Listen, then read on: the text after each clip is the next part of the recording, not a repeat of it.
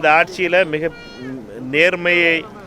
நேர்மையான ஆட்சி கொடுக்கணும்னு தமிழகத்தினுடைய முதலமைச்சர் கடந்த மே 9ஆம் தேதியிலிருந்து அவர் பொறுப்பேற்றதிலிருந்து மிகப்பெரிய முயற்சி மேற்கொண்டு வர்றார். அதற்கான பலன்கள் கீழே தெரிய ஆரம்பிக்குது.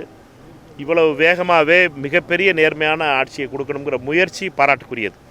அதுவும் குறிப்பிட்ட விதத்தில் நான் யதார்த்தமாக இன்னைக்கு காலையில் ஒரு தனியார் பள்ளியினுடைய தாளாளர்கிட்ட பேசிக்கிட்டு இருந்தேன், கரஸ்பாண்டண்ட்டை.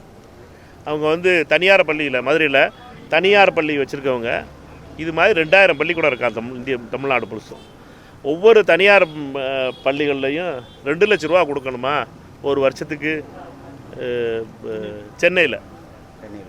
அதனால் ஒரு 2 லட்ச ரூபா கொடுக்குறதுனா ஒரு சாதாரணமான பள்ளிக்கூடம் 600 குழந்தைகள் படிக்கின்ற பள்ளிக்கூடத்தில் 2 லட்ச ரூபா கொடுக்கணும்னா அந்த 500 பிள்ளைகள்கிட்டையும் குறைஞ்சபட்சம் 500 ரூபாயாவது வாங்கி தான் 2 லட்ச ரூபாய் ஆக போகுது. அதனால் 2 லட்ச ரூபா வாங்குறதுங்கிறது ஒரு வழக்கமாக இருந்திருக்கு. அது இந்த ஆண்டு நிறுத்தப்பட்டதுனால பிள்ளைகளை பொறுத்த மட்டும் ஃபீஸில் அதற்கான குறைஞ்சபட்ச குறைப்பாவது வரணும் அப்படிங்கிறது மிக முக்கியமானது. இது மாதிரி லஞ்ச ஊழல் குறையும் போது அது சாமானிய மக்களுக்கு சேர்கின்ற ஒரு காலம் வந்திருக்கு. மிக முக்கியமாக தமிழக முதலமைச்சருடைய இது மாதிரி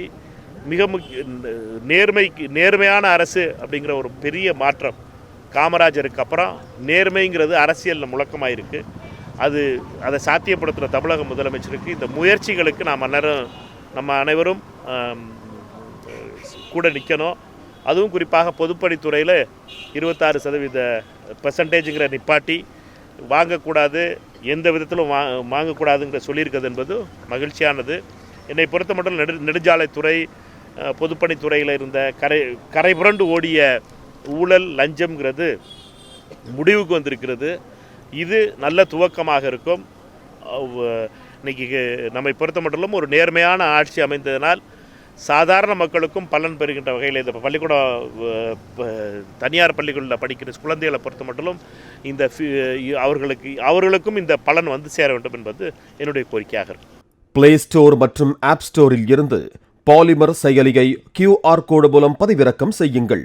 செய்திகளை உடனுக்குடன் பெறுங்கள்.